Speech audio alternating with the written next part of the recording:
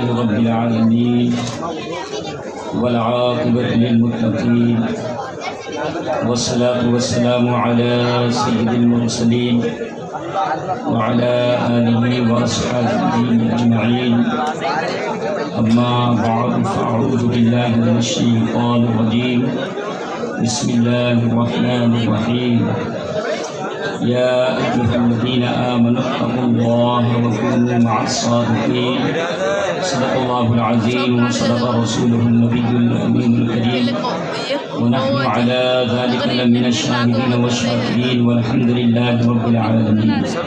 درود پاک پڑھیں. اللهم صل على سيدنا ومولانا محمد بارک وسلم صلو علیہ الصلوۃ والسلام علیک یا رسول اللہ.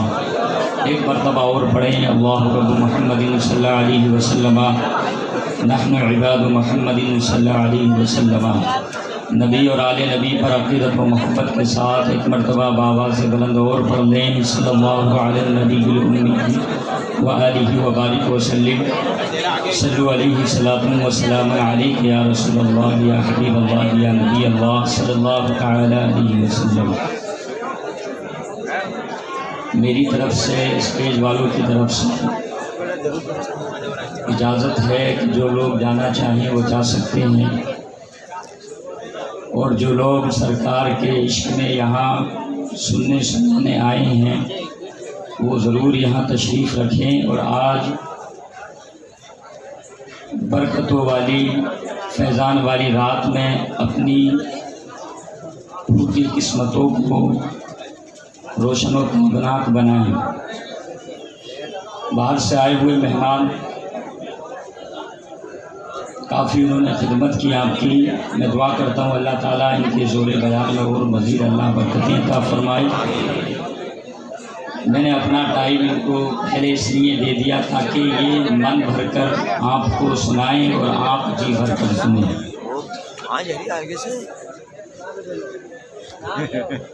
میں نے اس ذات پہ کہنے کی جسارت کی ہے، میں نے اس ذات پہ کہنے کی جسارت کی ہے جس کے دامن پہ فرشتوں نے عبادت کی ہے. جس کے دامن پہ فرشتوں نے عبادت کی ہے. اور کس کی ہمت کہ وہ میرے آقا کے برابر آئے، کس کی ہمت کہ میرے آقا کے برابر آئے. میرے آقا نے تو نبیوں کی امامت کی ہے. اللہ اللہ وہ کیا لوگ تھے کہ جنہوں نے اللہ اللہ وہ کیا لوگ تھے کہ جنہوں نے چلتے پھرتے میرے آقا کی زیارت کی ہے. اور آسمانوں پہ زمینوں پہ حکومت کی ہے. آسمانوں پہ زمینوں پہ حکومت کی ہے جس نے بھی دنیا میں میرے آقا کی اطاعت کی ہے. اور ادب یہ ہے کہ جہاں ان کا نام آ جائے، ادب یہ ہے کہ جہاں ان کا نام آ جائے وہاں زباں پر درود و سلام آ جائے. ادب یہ ہے کہ جہاں ان کا نام آ جائے وہاں زباں پر درود و سلام آ جائے. اور در نبی سے کبھی یہ پیام آ جائے. شبیر برکاتی صاحب نے اپنے اشعار میں بار بار یہی کہا کہ در نبی سے کبھی یہ پیام آ جائے، ہمارے پاس ہمارا غلام آ جائے. ہمارے پاس ہمارا غلام آ جائے. اور الہی ایسی کشش دے میرے تصور کو جو نہ جا سکے وہاں. شاعر اس کو کہہ رہا ہے کہ الہی ایسی کشش دے میرے تصور کو نظر میں کھینچ کے وہ ماہ تمام آ جائے. نظر میں کھینچ کے وہ ماہ تمام آ جائے. اور طلب کرے جو حبیب خدا کے صدقے میں، طلب کرے جو حبیب خدا کے صدقے میں، ہمارے پاس بھی کوثر کا جام آ جائے. اور ایک شاعر یوں کہتا ہے کہ اگر تو ہے عاصی خطا کار مجرم، شہیدی کی چوکھٹ پہ جانا پڑے گا. اگر تو ہے عاصی خطا کار مجرم شہیدی کی چوکھٹ پہ جانا پڑے گا، خدا یوں نہ بخشے گا تیری خطائیں، نبی کو وسیلہ بنانا پڑے گا۔ جہاں بات آئی نماز علی کی، وہ شیر خدا تاجدار ولی کی، کہا خود یہ صحبہ میں میرے نبی نے، اے سورج تجھے لوٹ آنا پڑے گا، اے سورج تجھے لوٹ آنا پڑے گا۔ حسین ابن حیدر نے کرب و بلا میں کہا یا علی کا لگا کر کنارہ، حسین ابن حیدر نے کرب و بلا میں کہا یا علی کا لگا کر کنارہ، بچے نہ بچے چاہے کنبہ ہمارا، مگر دین سرور بچانا پڑے گا۔ اور علاقے میں آیا جب کوئی وہابی تو غرہ کے بولا رضا کا دیوانہ، اے نجدی یہاں سے نکل جائے گا تو یا احمد رضا کو بلانا پڑے گا۔ اگر تو ہے عاصی خطا کار مجرم شہیدی کی چوکھٹ پہ جانا پڑے گا، اور خدا یوں نہ بخشے گا تیری خطائیں، نبی کو وسیلہ بنانا پڑے گا۔ آج کی یہ نورانی محفل ہے، اللہ کے برگزیدہ بندے سرکار کشت علی سرکار کے عرس سراپا قدس کے موقع پر اس نورانی محفل کا انعقاد ہے، اور اللہ کے رسول کی حدیث ہے کہ جس جگہ پر جس ولی کا ذکر ہوتا ہے اللہ تعالی وہاں مسلسل رحمتوں کا نزول فرماتا ہے۔ سبحان اللہ۔ آج 11ویں شب بھی لگ چکی ہے اور سرکار کشت علی سرکار کا سندل کا وقت قریب سے قریب ہوتا جا رہا ہے۔ اللہ کے رسول نے ارشاد فرمایا جس جگہ پر جس ولی کا ذکر ہوتا ہے اللہ تعالی وہاں پر رحمتوں کا نزول فرماتا ہے، اور جب رحمتوں کا نزول ہوتا ہے تو جو لوگ وہاں پر موجود ہوتے ہیں وہ بھی اس رحمتوں میں نہانے لگتے ہیں۔ سبحان اللہ۔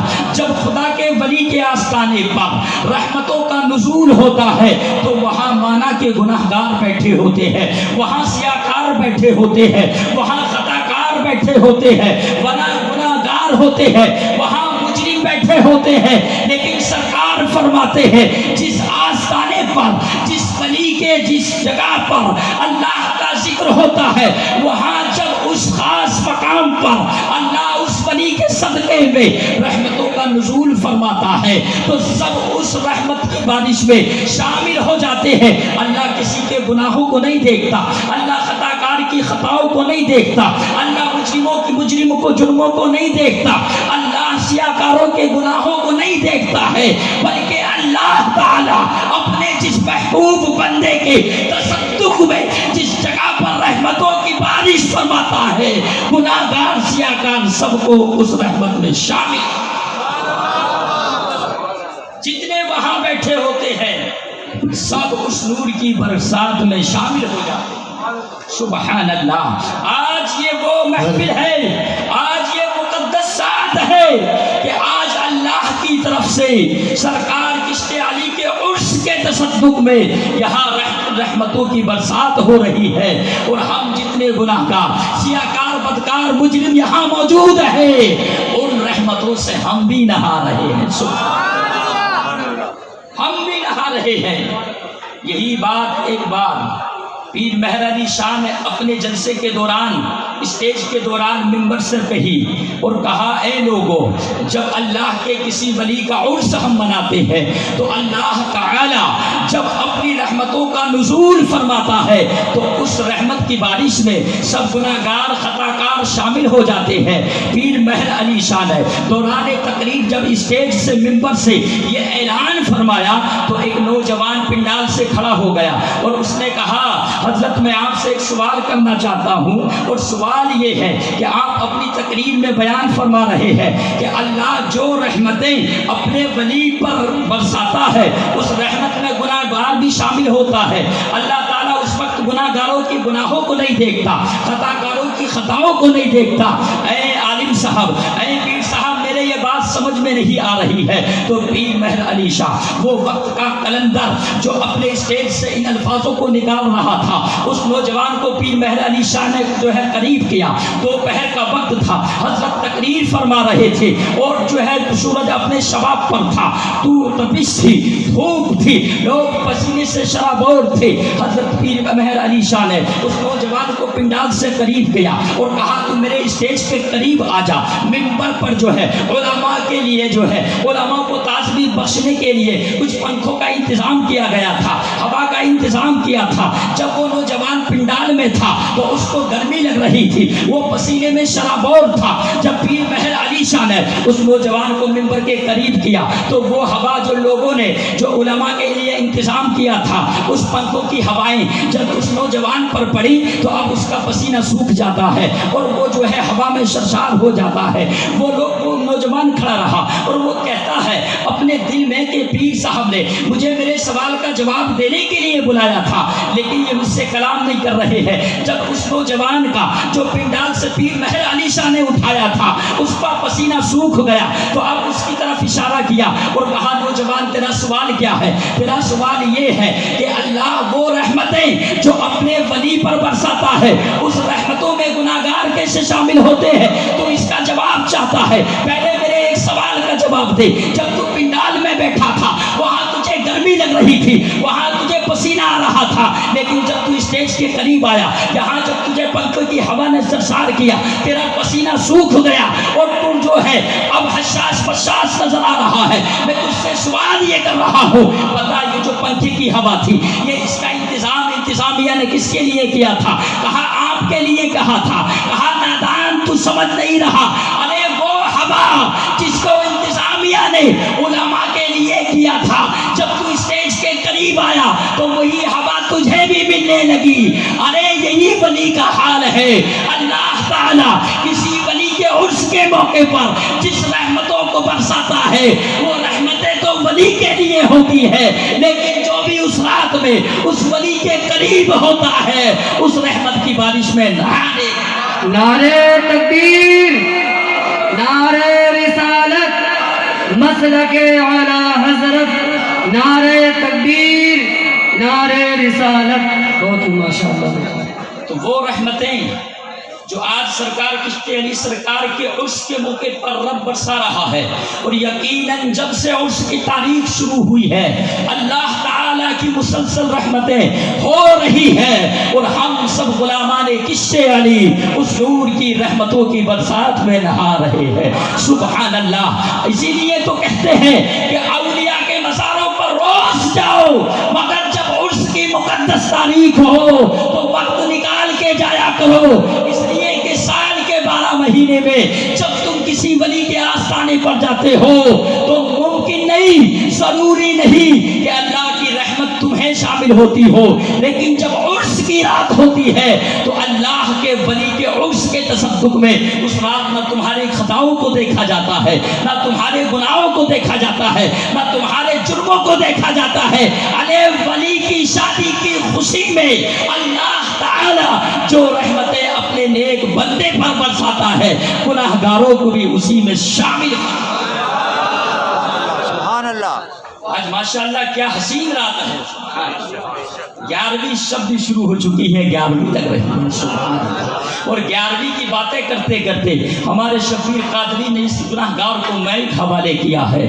میری عادت ہے میں اپنے مہمانوں کی بہت قدر کرتا ہوں، اس لیے میں نے کہا میرا وقت آپ لے لیں، سامعین آپ کو سننے کے لیے آئے ہیں، دل بھر کر کے سنائیں۔ میں نے کہا 2:45 بجے تک سندل کا ٹائم ہے، آپ تو 2 بجے تک پڑھیں، تو کہا نہیں مفتی صاحب میرے بھی کوئی لمٹ ہے، میرا بھی کوئی وقت ہے، انشاءاللہ میں 1:15 بجے تک اپنی بات کو ختم کر دوں گا۔ عزیزان ملت اسلامیہ، میں عرض یہ کر رہا تھا کہ آج سرکار کا عرس ہے اور آج ہم یہاں غلام بیٹھے ہیں، آج یہاں ہم غلام بیٹھے ہیں۔ آپ لوگ کہتے ہیں ولیوں سے ملتا کیا ہے؟ آپ دیکھیں اس سیاہی میں، اس رات کی ہم جو ہے سیاہی میں، کوئی کہیں سے آیا ہے، کوئی کہاں سے آیا ہے، کونے کی اس بستی میں ہم آج پوری شب بیداری کر رہے ہیں۔ اس لیے کر رہے ہیں اس لیے کہ ان لوگوں نے اللہ کو اپنی طرف سے راضی کر لیا ہے۔ ہم اپنی دعائیں ان کے तसद्दुक में रब तक पहुंचाना चाहते हैं। कभी गौस का नारा, कभी या अली का नारा, कभी ख्वाजा का नारा हम ये लगाते रहते हैं, और इसलिए लगाते रहते हैं कि अल्लाह अपने वलियों को वो ताकत अता की है जो आम मोमिन को नहीं होती, जो आम मुसलमान को नहीं होती है। बिला शुबा मैं आपको बताना चाहूँगा, ये जो औलियाए किराम होती है, ये अल्लाह के महबूब की रूहानी सुन्नियत होती है। मैं आपसे पूछना चाहूँगा, हमारे यहाँ प्रोटोकॉल ये है, दुनिया का दस्तूर ये है, दुनिया की तारीख ये है, अगर हमारे घरों में हमारे पास औलाद ना हो तो हमारा नामो निशान मिट जाता है, अगर हमारी नस्लें ना हो तो हमारा खानदान कट जाता है, हमारे रिश्तेदार हमको चंद दिनों में भूल जाते हैं। दुनिया का प्रोटोकॉल ये है, नाम उसका बाकी रहता है जिसकी औलाद बाकी रहती है, नाम उसका बाकी रहता है जिसकी नस्ल बाकी रहती है। लेकिन मैं आपसे पूछना चाहता हूँ, ज़ाहिरन तो हुजूर की कोई औलाद नहीं जी, हज़रत इब्राहीम का इंतकाल हो गया था। मैं आपसे पूछना चाहता हूँ, फिर हुजूर की ज़ाहिरी औलाद नहीं तो हुजूर का आज तक नाम क्यों चल रहा है? अरे यही तो सवाल था जब अल्लाह के रसूल के आपके प्यारे शहजादे हज़रत इब्राहीम का विसाल हुआ। तो हमारे यहाँ ये होता है कि जब किसी का विसाल हो जाता है तो उसके अजीज उसके घर बैठने को आते हैं, और इसलिए आते हैं ताकि वो उसके गम में शरीक हो सके। लेकिन मक्का की सरजमीं पर कुरैश मक्का ने, दुश्मनाने इस्लाम ने ऐसे मौके को गनीमत जाना जब मेरे और आपके आका के प्यारे चहीते इब्राहीम का विसाल हुआ। तो दुश्मनाने इस्लाम ऐसे वक्त में होना तो ये चाहिए था कि वह हुजूर के पास आकर के कहते, या रसूल अल्लाह हमको बहुत तकलीफ है, हमको बहुत दुख हुआ है, हमको बहुत दुश्वारी है कि आपके चहीते बेटे का विसाल हुआ है। लेकिन ऐसे वक्त में बजाय इसके कि वो जो आके तसल्ली देते, दुश्मनाने इस्लाम ने मौके को गनीमत जाना और हुजूर नबी करीम सल्लल्लाहु तआला अलैहि वसल्लम की बारगाह में आकर के उनको ताने देने लगे। होना तो ये चाहिए था गम में शरीक होते, या रसूल अल्लाह कोई बात नहीं, आपका शहजादा इंसाल फरमा गया, हम आपके साथ खड़े हैं। लेकिन नहीं, कुफ्फारे मक्का ने, दुश्मनाने इस्लाम ने ऐसे वक्त को गनीमत जाना और हुजूर की बारगाह में आकर के आपको ताने देने लगे और कहने लगे, ए अल्लाह के पैगंबर, हमारे यहाँ का अरब का दस्तूर ये है, जिसकी औलाद नहीं होती है उसका नाम मिट जाता है, जिसकी नस्ल नहीं होती है उसका खानदान मिट जाता है, जिसका कोई वारिस नहीं होता उसको कोई याद करने वाला नहीं होता। जब बार बार ये ताना मेरे और आपके आका मोहम्मद रसूलुल्लाह को मिलने लगा तो अल्लाह के रसूल ने उसकी तरफ देखा जिसकी तरफ मुसीबत में देखना चाहिए, ना इधर देखा ना उधर देखा, बल्कि उस तरफ रुजू किया जिसकी तरफ हर मुश्किल में रुजू करना चाहिए, अल्लाह की तरफ रुजू किया। और मेरे आका ने अपनी नबुव्वत वाली जुबान से अर्ज किया, ए बारे इलाहा, ये दुश्मनाने इस्लाम मुझे ताना देते हैं, ये अरब के मुशरिकीन मुझे ताना देते हैं। हुक्म हुआ, ए मेरे प्यारे हबीब, ये क्या ताना देते हैं? अल्लाह के रसूल ने अर्ज किया, बारे इलाहा, ये लोग मुझे कहते हैं कि तुम्हारी कोई ज़ाहिरी औलाद नहीं है, तुम्हारी औलाद ख़त्म हो चुकी है, अब तुम्हारी नस्ल मिट जाएगी, अब तुम्हारा नाम मिट जाएगा। हुक्म हुआ, ए मेरे महबूब, प्रोटोकॉल तो यही है कि जिसकी कोई औलाद नहीं होती उसका नाम मिट जाता है, जिसकी कोई नस्ल नहीं होती उसका खानदान मिट जाता है। तो अल्लाह के रसूल ने अर्ज की, मौला, तो इसका मतलब फिर कुफ्फारे मक्का जो कह रहे हैं सही है, मेरा भी नाम मिट जाएगा, मेरा भी खानदान मिट जाएगा। हुक्म हुआ, ओ मेरे महबूब, अरे ये तो दुनिया का तकाजा है, अरे जब बात मोहम्मद रसूलुल्लाह की रिसालत की हो तो दुनिया के सारे प्रोटोकॉल खत्म हो जाए। ऐ मेरे आका, ऐ मेरे महबूब, अरे ये तो दुनियादारों के लिए प्रोटोकॉल है कि अगर औलाद ना हो तो नाम खत्म हो जाता है, खानदान ना हो तो नस्ल कट जाती है। ए मेरे महबूब, तुझे किसने कह दिया कि तेरे नाम के लिए मैं दुनिया की सहारों की जरूरत है? अरे दुनिया की सारी ताकतें, दुनिया के सारे सहारे मिट जाए, लेकिन ए महबूब, मैं तुझे बाकी रखने के लिए, तेरे नाम बाकी रखने के लिए दुनियावी सहारों की मुझे जरूरत नहीं है। ए मेरे आका, ए मेरे महबूब, सुनो सुनो सुनो, ये तेरी जाहिरन तो कोई औलाद ना होगी, लेकिन मानन तेरी औलाद, तेरी रूहानी ज़ुर्रियत इतनी होगी जो तुझसे, तेरे औलाद से बढ़कर के मोहब्बत करेगी। अबू बकर तुझसे, तेरी औलाद से बढ़कर के मोहब्बत करेगा, उमर तुझसे, तेरी औलाद से बढ़कर के मोहब्बत करेगा, उस्मान और हैदर तुझसे, तेरी औलाद से बढ़कर के मोहब्बत करेगा। अरे कहने दो, पास पड़ा होने की बस्ती خاتم آباد سرکار عشق علی تجھ سے تیری اولاد سے پڑھ کر محبت. سبحان اللہ. ظاہراً تو حضور کی کوئی اولاد نہیں ہے لیکن معنن تیری اتنی اولاد ہوگی. اللہ نے ارشاد فرمایا اے محبوب تجھے پریشان ہونے کی ضرورت نہیں ہے. ہم تیرا نام باقی رکھنے کے لیے دنیاوی سہاروں کی ہم کو ضرورت نہیں ہے. یہ دنیا کے لیے دستور ہے کہ اولاد ہو تو نام باقی رہتا ہے. ظاہراً تیری کوئی اولاد نہ ہوگی لیکن معنن تیری روحانی ذریت اتنی ہوگی جو قیامت تک تجھ سے تیری اولاد سے پڑھ کر کے تیرا نام لے. یہ جو اولیاء کرام ہیں یہ اللہ کے رسول کی روحانی ذریت ہے. ہم جو ہیں ہم اللہ کے رسول کی امت بھی ہے اور ان کی روحانی اولادیں بھی ہیں. ذریت لوگ کہتے ہیں کہ کیا ملتا ہے ہماری مجھ سے. آؤ میں آپ کو ایک واقعہ بتاتا چلوں. اور آپ دیکھیں ایک ولیہ ہے جن کا نام ہے حضرت حنا. یہ حضرت عمران کی اہلیہ ہے حضرت حنا. اس چیز کو آپ بہت جو ہے توجہ سے سننا. یہ واقعہ یہ جو باتیں میں آپ کو بتا رہا ہوں یہ ایسا آل ان ون ٹیبلٹ ہے کہ ہر عقیدے کے لوگوں کو آپ بتائیں اور اس سے اس کا جواب چاہیں تو وہ حقہ بکہ ہو جائے گا, لاجواب ہو جائے گا. حضرت عمران کی اہلیہ یعنی آپ کی بیوی ان کا نام ہے حضرت حنا.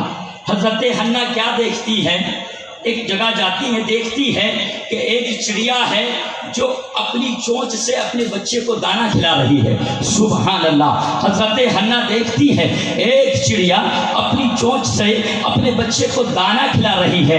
حضرت حنا جو تھی حضرت عمران کی اہلیہ یعنی ان کی بیوی یہ سن ایاس کو پہنچ چکی تھی. یعنی یہ عورت یہ جو ولیہ تھی اس ایام کو آ چکی تھی کہ جس وقت جس عمر میں عورتوں کو بچے نہیں ہوتے. سن ایاس یعنی اتنی بوڑھی عورت ہو جانا کہ اب اس سے اولاد کی امید نہ رکھی جائے. تو یہ ایسی وقت کو پہنچ چکی تھی کہ ظاہراً ان کی اولاد ہونا ممکن نہ تھا. لیکن جب حضرت حنا نے ایک چڑیا کو دانے ڈالتے ہوئے دیکھا تو کہا مولا تو ہر چیز پر قادر ہے. جب تو ایک چرند پرند کو ایک چڑیا کو اس کے لیے بچہ دے سکتا ہے تو پھر مجھ حنا کو تو اولاد کیوں نہیں دے سکتا کیونکہ ان کی اولاد نہیں ہوئی تھی. اور کہا مولا اگر تو مجھے اولاد دے گا تو میں تجھ سے وعدہ کرتی ہوں کہ میں اللہ کے گھر بیت المقدس مسجد کے لیے اس کو وقف کر دوں گی. اے مولا جب چڑیا کو تو نے بچہ دیا تو میں بھی بے اولاد ہوں مجھے بھی تو اولاد عطا کر. تاریخ کہتی ہے حضرت حنا نے وہاں کھڑے ہو کر کے دعا کیا. ایک چڑیا کو دیکھ کر اللہ نے اسی مقام پر حضرت حنا کی دعا کو قبول فرما لیا. سبحان اللہ. اور کہا تھا حضرت حنا نے اے مولا تو مجھے جو عطا کرے گا اے مولا تو مجھے بیٹا عطا کرے گا تو میں اسے تیرے گھر کے لیے مسجد کے لیے وقف کر دوں گی. مولا تو مجھے اولاد عطا کر. تاریخ بتاتی ہے اللہ نے حضرت حنا کو جو ہے اولاد عطا کی. لیکن آپ نے دعا کی تھی کہ بیٹا کیونکہ مسجد کے لیے نظر مانی تھی ظاہر سی بات ہے وہاں بیٹا ہی وقف کریں گی. لیکن اللہ نے دعا تو قبول کی لیکن جب اولاد ہوئی تو بیٹا نہیں بیٹی کی شکل میں حضرت مریم پیدا ہوئی. سبحان اللہ. حضرت مریم پیدا ہوئی. جب حضرت مریم پیدا ہوئی تو اب حضرت حنا بہت پریشان کہ مولا میں نے تو نظر مانی تھی میں نے تو منت مانی تھی. آج کتنی ہماری خاتون ہوں گے کتنی مائیں بہنیں ہوں گی کتنے نوجوان ہوں گے جنہوں نے سرکار عشق علی سرکار سے بھی منتیں لگائی ہوں گی عرضی لگائی ہوں گی. عرضی لگایا کرو یہ بھی سنت ولیہ ہے سنت انبیاء ہے. منتیں مانا کرو اس لیے کہ کبھی کبھی اللہ جو اپنے مقدر سے نہیں عطا کرتا اللہ تعالیٰ ولیوں کے تصدق میں وہ عطا کرتا. تو حضرت مریم کی شکل میں حضرت حنا کو اولاد ملی. اب حضرت حنا پریشان کہا مولا میں نے نظر مانی تھی اور یہ بیٹی اگر بیٹا ہوتا تو میں اپنی منت کو پوری کرتی ان کو مسجد میں لے جاتی وقف کر دیتی. یہ تو بیٹی ہے اس کی حفاظت سیکورٹی کا عالم مولا میں کیا کروں.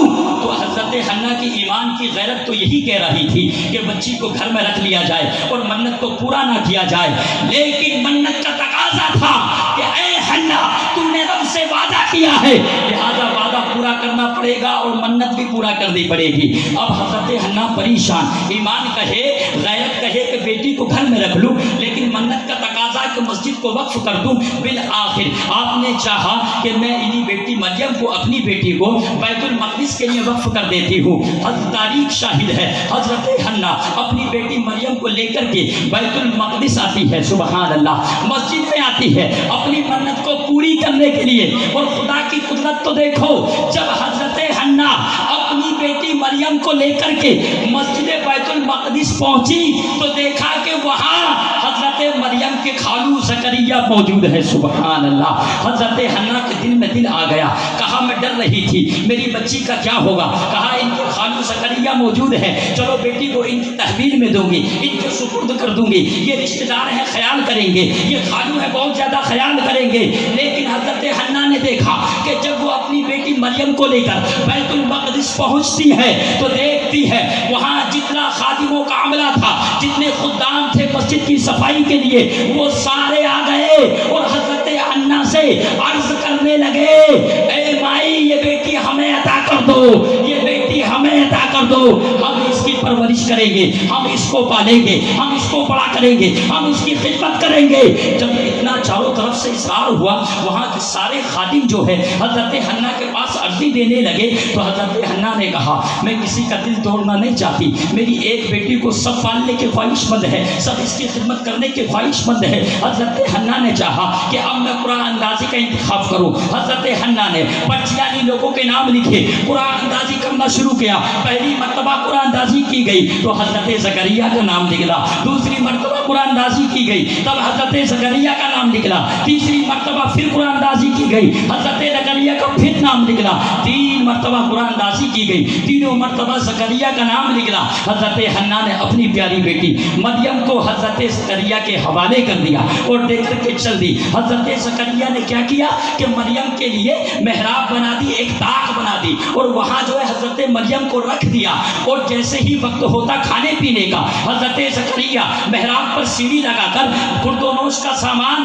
حضرت مریم کے پاس پہنچا دیتے، جب ضرورت کا سامان پہنچا دیتے سیڑھی ہٹا دیتے، محراب کو بند کر دیتے۔ حضرت مریم زندگی گزارتی رہی، وقت گزرتا گیا، ایک دن گزرا، دو دن گزرا، معمول کے مطابق زکریا سیڑھی لگاتے ضرورت کا سامان مریم کو پہنچا دیتے۔ ایک دن کیا دیکھتے ہیں کہ حضرت مریم کے پاس بے موسم کے پھل ہیں، سبحان اللہ۔ حضرت زکریا نے دیکھا تو کہا مریم یہ کہاں سے آیا، کہا ھذا من فضل ربی، یہ میرے رب نے مجھے بھیجا ہے۔ حضرت زکریا نے اتنا سنا تو حضرت زکریا کی اس وقت 80 سال کی عمر، ان کی بھی اولاد نہیں، حضرت مریم کے پاس کھڑے ہیں، دیکھا کہ بے موسم کے پھل ہیں، کہا مولا اگر تو مریم کو بے موسم کے پھل دے سکتا ہے، آپ کے دل میں خیال آ گیا اگر موسم کے پھل ہوتے تو ہو سکتا کسی خادم نے دیے ہو، یہ وہ پھل ہے کہ آس پاس کہیں بستی میں شہر میں نہیں ملتے، اے مولا ضرور یہ تیرا فضل ہے۔ اور حضرت مریم نے تصدیق بھی کی، کہا ھذا من فضل ربی، اے زکریا ماں خالو جان یہ اللہ نے مجھے عطا کیا ہے۔ حضرت زکریا وہاں کھڑے ہیں محراب پر حضرت مریم کے اور کہتے ہیں فوراً دل میں خیال آیا 80 سال عمر ہے، بیٹا نہیں ہوا، کہا مولا اگر تو مریم کو بے موسم کے پھل دے سکتا ہے تو پھر زکریا کو اولاد عطا کر دے، سبحان اللہ۔ تاریخ شاہد ہے ابھی اللہ کے پیغمبر زکریا نے دعا کی، اللہ نے دعا کو قبول کر لیا اور بیٹے کی خوشخبری دے دی، سبحان اللہ۔ اب توجہ کا امتحان ہے، یہی جملے جو ہے تقریر کی جان ہے اور یہی آپ کے عشق کا امتحان ہے۔ جو بات بتانا چاہتا ہوں وہ یہ، اب آپ سنو کہ حضرت زکریا دعا کر رہے ہیں کہ مولا مجھے بیٹا عطا کر دے، کھڑے کہاں پر ہیں؟ محراب مریم پر۔ کہاں کھڑے ہیں؟ محراب مریم پر۔ اور آج ہم کہاں بیٹھے ہیں؟ در کشت علی پر، سبحان اللہ۔ وہ کیا کر رہے ہیں؟ دعا، مولا بیٹا عطا کر دے۔ اور ہم بھی یہاں کیا مانگ رہے ہیں؟ دعا کہ سرکار ہم پر کرم کر دو، پریشان ہے، روزگار نہیں ہے روزگار سے جوڑ دو، بیٹا نہیں ہے بیٹے عطا کر دو، رزق میں تنگی ہے کشادہ کر دو، سوانح غربت کا مذاق مذاق اڑاتا ہے، چھت نہیں ہے میری چھت کا انتظام کر دو۔ ہم یہی تو سرکار سے آج مانگنے آئے ہیں۔ تو محراب مریم پر ایک اللہ کا پیغمبر دعا کر رہا ہے۔ حضرت میں آپ سے ایک اور چیز پوچھنا چاہتا ہوں، یہ مریم کون ہے؟ اللہ کی قسم مریم نہ نبی ہے نہ رسول ہے۔ کوئی اس لیے کہ کوئی عورت نبی رسول بن ہی نہیں سکتی، اس لیے کہ نبی اور رسول جو ہے یہ اللہ کی طرف سے مردوں کے لیے خاصہ ہے۔ تو مریم نہ نبی ہے نہ رسول ہے، اور حضرت زکریا یہ اللہ کے پیغمبر ہیں۔ سبحان اللہ۔ اب آپ دیکھیں کہ اللہ کا پیغمبر مریم کی چوکھٹ پر کھڑے ہو کر دعا کر رہا ہے، اور مفسرین لکھتے ہیں کہ یہ مریم کون ہے؟ مریم ولیہ نبی اور رسول نہیں، اور زکریا اللہ کے پیغمبر ایک نبی ولی کی چوکھٹ پر کھڑے ہو کر دعا کرتا۔ سبحان اللہ۔ سنیو، غور کرو، اپنے مقدر پر جھومو کہ ہم اگر اولیاء سے مانگتے ہیں کوئی شرک نہیں، سنت انبیاء کرتے ہیں، سنت انبیاء کرتے ہیں۔ علماء کرام کی توجہ، ایک پیغمبر ولیہ کی چوکھٹ پر دعا کر رہا ہے۔ میں پوچھنا چاہتا ہوں، ایک چوکھٹ پر، ولیہ کی چوکھٹ پر، کیا اللہ کے پیغمبر نے آج سے پہلے اللہ اکبر، یا رسول اللہ زندہ باد، اللہ اکبر، سبحان اللہ، کیا حضرت زکریا نے بیت المقدس میں رہتے ہیں، مسجد اقصی کے قریب ہے، جہاں اللہ کے نبی نے سارے نبیوں کی امامت کی، اس جگہ پر ہیں؟ تو کیا آج سے پہلے زکریا نے 80 سال ہو گئے کبھی اولاد کے لیے دعا نہ کی ہوگی؟ ضرور کی ہوگی۔ مقام ابراہیم پر بھی دعا کی ہوگی، زمزم پر بھی دعا کی ہوگی، طواف کے دوران بھی دعا کی ہوگی، ہر نماز کے بعد دعا کی ہوگی۔ ارے نبی دعا کرے۔ آج ہم سرکار کشتی علی سرکار کے صحن میں بیٹھے ہیں، ان کی نگاہ دیکھ رہی ہے۔ اللہ کے نبی ارشاد فرماتے ہیں ہر نبی مقبول دعا ہوتا ہے۔ سبحان اللہ۔ ارے نبی تو کیا، اللہ نے ارشاد، اللہ کے رسول نے ارشاد فرمایا کہ میرے اولیاء کا مقام یہ ہے، جس جگہ پر کھڑے ہو کر دعا کر دیں وہ جگہ بھی قبول ہونے کی جگہ بن جاتی ہے۔ جس جگہ پر اللہ کا ولی، اور یہاں تو اللہ کے نبی دعا کر رہے ہیں، اور خود حدیث ہے کہ کوئی نبی کی کوئی دعا رد نہیں ہوتی۔ پھر 80 سال ہو گئے زکریا کو مانگتے مانگتے، اللہ نے آج تک دعا کو قبول کیوں نہیں کیا؟ تو حدیث سنو اور آپ مفسرین کی تشریح سنو۔ ایسا نہیں ہے کہ حضرت زکریا نے آج سے پہلے دعا نہ کی تھی، دعا تو کی تھی، اور ایسا بھی نہیں ہے کہ اللہ اپنے نبی کی دعا کو رد کرتا ہے، قبول فرماتا ہے۔ لیکن دوستو، رب کی مصلحت ہوتی ہے، رب کی قدرت کا تقاضا ہوتا ہے، کچھ دلیل، کچھ راز و نیاز کی باتیں ہوتی ہیں، کچھ نقطے ہوتے ہیں کہ اللہ تعالیٰ اپنے مقبول بندوں کی دعا کو رد تو نہیں کرتا، مؤخر کر دیتا ہے۔ سبحان اللہ، مؤخر کر دیتا ہے۔ تو حضرت زکریا کی دعا جو اولاد کے بارے میں تھی، 80 سال کی عمر ہو گئی، اللہ نے رد نہیں کیا، اس کو مؤخر کر دیا۔ کہاں تک؟ محراب مریم تک، محراب مریم تک، اور محراب مریم تک اللہ نے زکریا کی دعا کو قبول فرما کر دنیا کو یہ بتا دیا، اے اولیاء کے ماننے والوں، وہ دعا جو نبی تمہارے حق میں مؤخر کر دیتا ہے، اس دعا کو انبیاء کی چوکھٹ پر نہیں، اولیاء کی چوکھٹ پر جا کر مانگو، اللہ تعالیٰ اس مؤخر دعا کو مقدم۔ نعرے تکبیر، اللہ اکبر، نعرے رسالت، یا رسول اللہ مسلک اعلی حضرت زندہ باد۔ ایک پیغمبر کی دعا اللہ ایک ولی نئی ولیہ کی چوکھٹ پر قبول فرمانا، یہ ہے اولیاء کرام کا مقام۔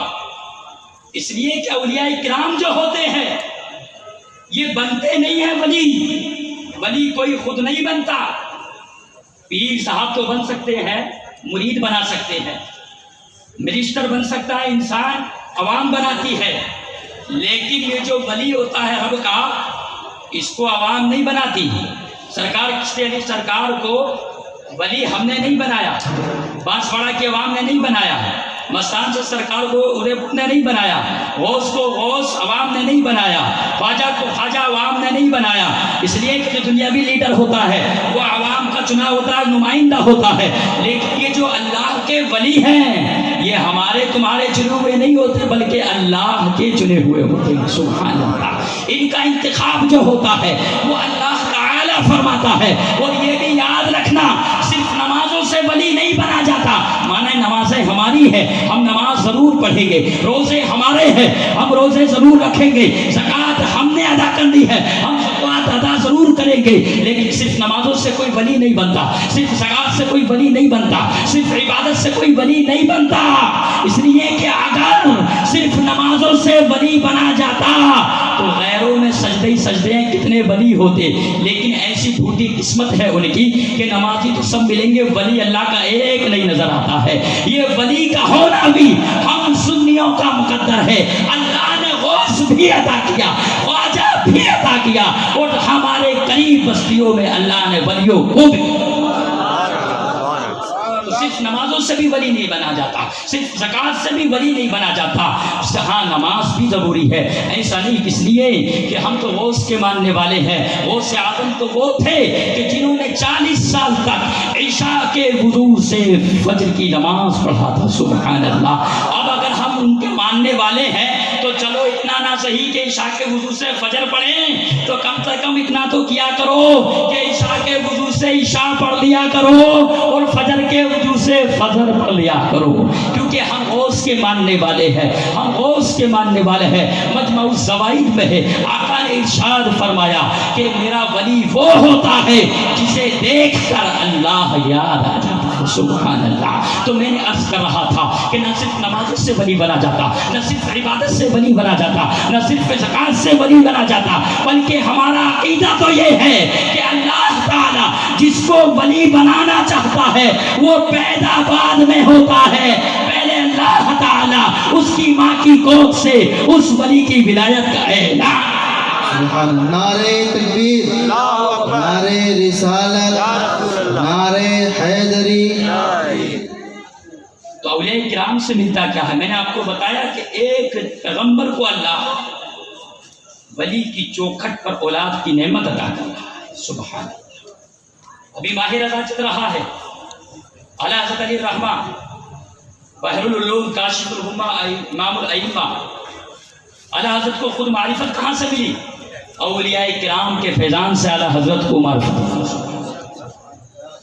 11ویں شریف کی شب ہے، اعلیٰ حضرت اور سید محدث سورتی دونوں چارپائی پہ بیٹھے ہوئے ہیں۔ سبحان اللہ۔ اعلیٰ حضرت کا حوالہ دینے لگا ہوں، میں تقریر کر رہا ہوں، توجہ سے سنوئے۔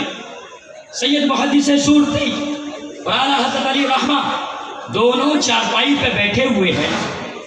باتوں باتوں میں محدث سورتی نے اعلیٰ حضرت سے کہا، حضرات اور حضرتوں میں وہ چیز نظر نہیں آتی جو چیز جو معرفت آپ میں نظر آتی ہے۔ اسی درمیان 11ویں شریف کے چاول کی پلیٹ آ گئی، سید محدث سورتی نے اعلیٰ حضرت کے آگے وہ پلیٹ کیا 11ویں شریف کے چاول کی، اسی دوران اس پلیٹ سے 11ویں شریف کے جو چاول تھے وہ چاول زمین پر گر گئے۔ اعلیٰ حضرت کتنا ادب، سیدوں کا الگ، یہاں چاولوں کا ادب دیکھیں۔ سبحان اللہ۔ ایک سید نے جب پلیٹ دی اور جب 11ویں شریف کے چاول تناول کے دوران کچھ زمین پر گر گئے، اعلیٰ حضرت چارپائی سے نیچے اتری اور اتر کر کے نیچے ان گرے ہوئے چاولوں کو اعلیٰ حضرت نے اپنی آنکھ کی پلکوں سے اٹھایا۔ آنکھ کی پلکوں سے اٹھایا اور اٹھا کر کے ہتھیلی پہ رکھا اور رکھ کر کے بسم اللہ شریف پڑھ کر کے کھا گئے۔ سبحان اللہ۔ سید محدث سورتی نے کہا کہ اور حضرت کے یہاں وہ معرفت کی شے نظر نہیں آتی، تو اعلیٰ حضرت نے کہا حضور اپنی آنکھوں سے دیکھ نہیں لیا، یہ سارا فیضان بغداد کے شہنشاہ غوث اعظم۔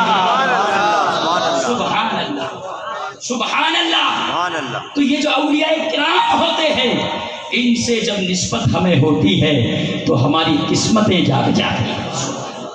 سبحان اللہ۔ کیا ملتا ہے؟ اللہ نے اولیاء کرام کو وہ طاقت و قوت عطا کی ہے. ایک بہت پیارا واقعہ مجھے یاد آ رہا ہے. حضرت خواجہ اجل اپنے مریدوں کے ساتھ سفر کر رہے تھے.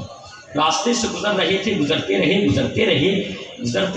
راستے سے حضرت خواجہ اجل رحمۃ اللہ تعالی علیہ کا اپنے مریدوں کے ساتھ گزرنا قبرستان سے ہوا. جب قبرستان سے گزرے تو حضرت خواجہ اجل اپنے مریدوں سے الگ ہوئے اور قبرستان کے اندر یوں کر کے بیٹھ گئے. بہت دیر تک بیٹھے رہے. آپ پریشان تھے. کچھ دیر بعد آپ اٹھے اور جب اٹھے تو مسکرانے لگے. سبحان اللہ.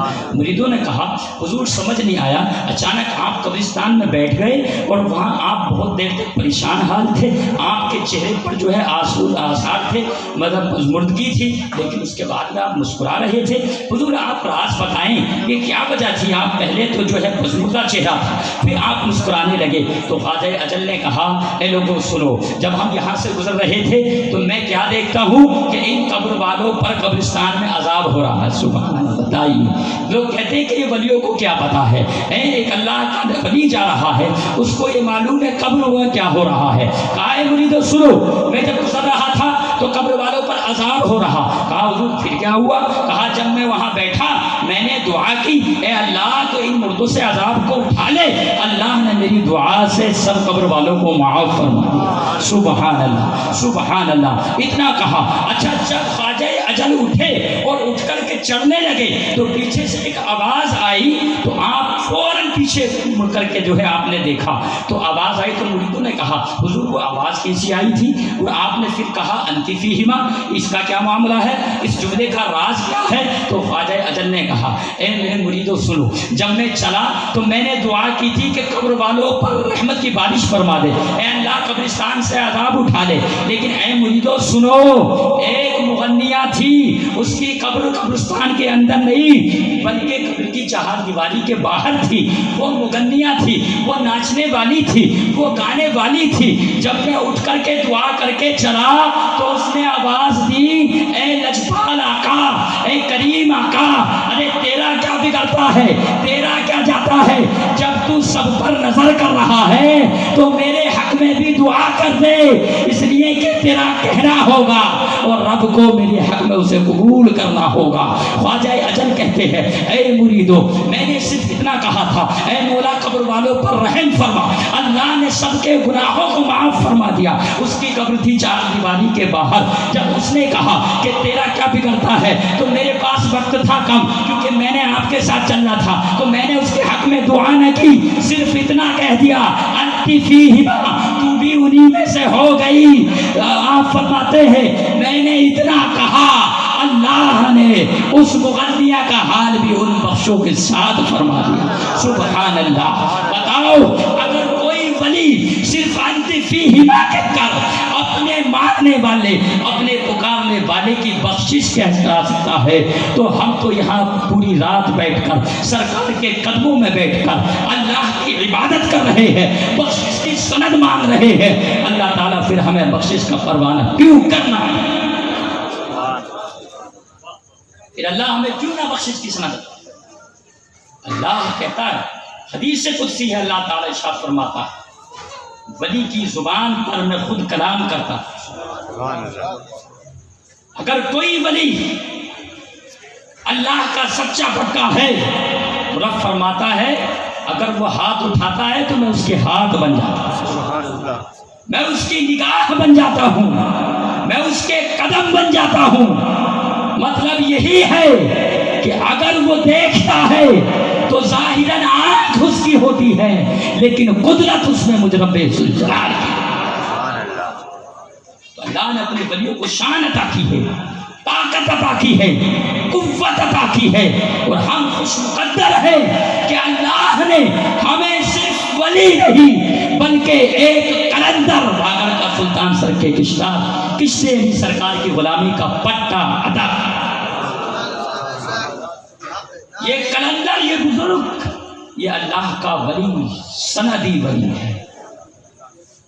یہاں کتنے علماء ہم نے آ کر گئے یہاں اور کہتے سنا ہے کہ جب ہم اس در پر پہنچے تو روحانیت کا منظر نظر آیا.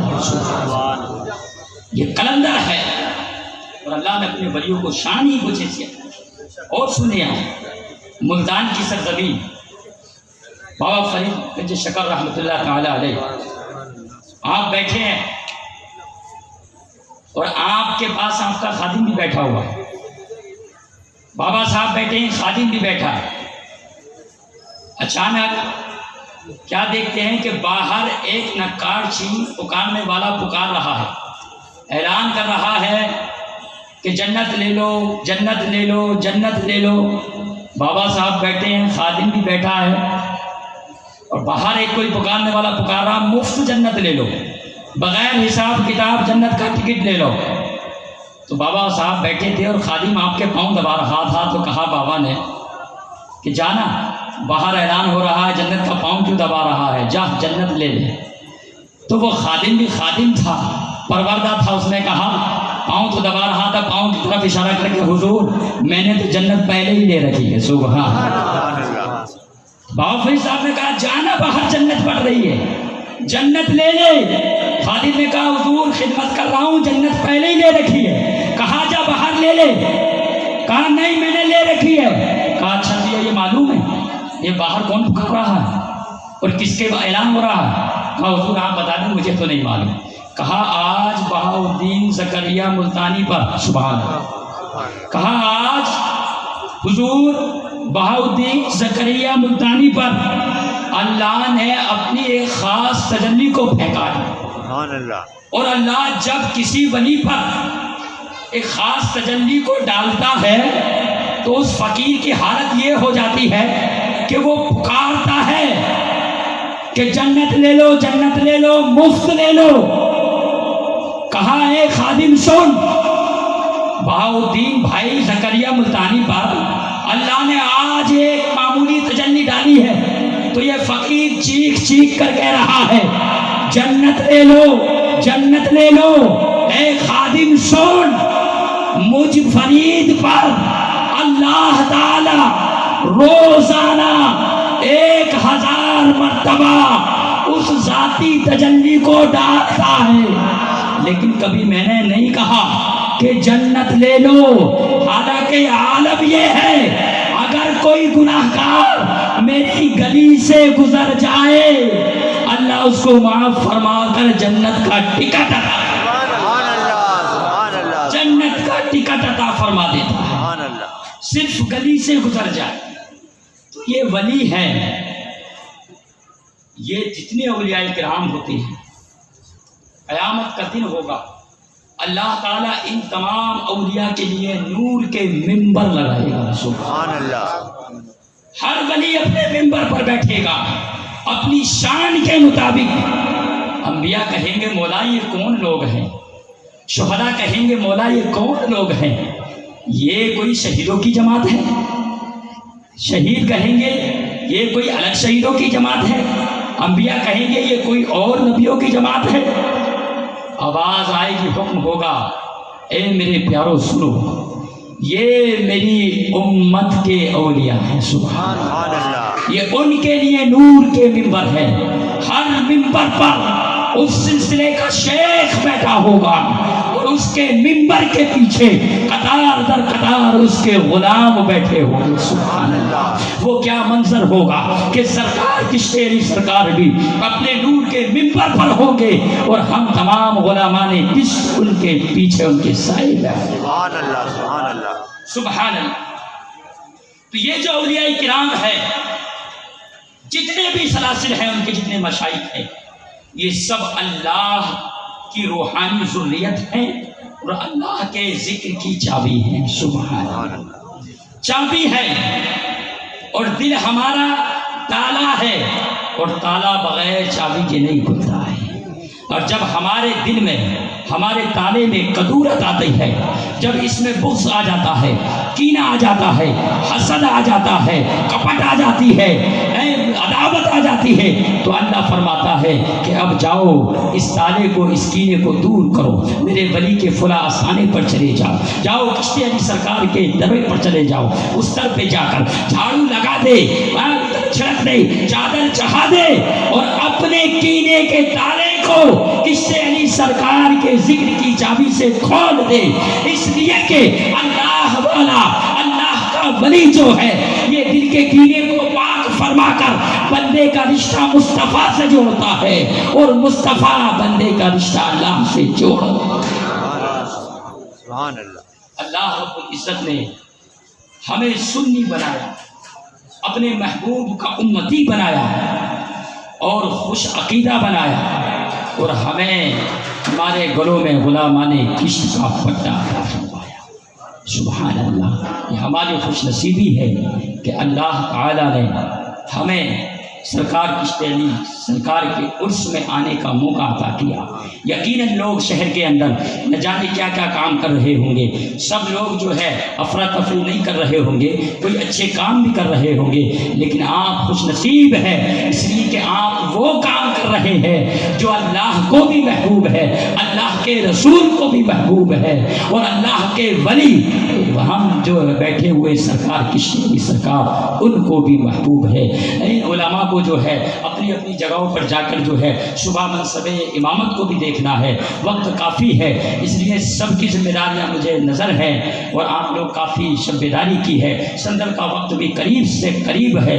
अल्लाह ताला से दुआ है कि परवरदिगार आलम हमारे इस यहाँ बैठने को, पढ़ने पढ़ाने को, सुनने सुनाने को अपनी बारगाह में कबूल फरमाए और जिस तरह से ये उर्स की महफिल अल्लाह ने हमें अता की है, सैकड़ों सरकार किश्त अली सरकार के उर्स की तारीखें ज़िंदगी में अल्लाह हमें और नसीब फरमाए, तारीखें मिलती रहें, हम मनाते रहें और आपके गीत गाते रहें। अस्सलामु अलैकुम व रहमतुल्लाह।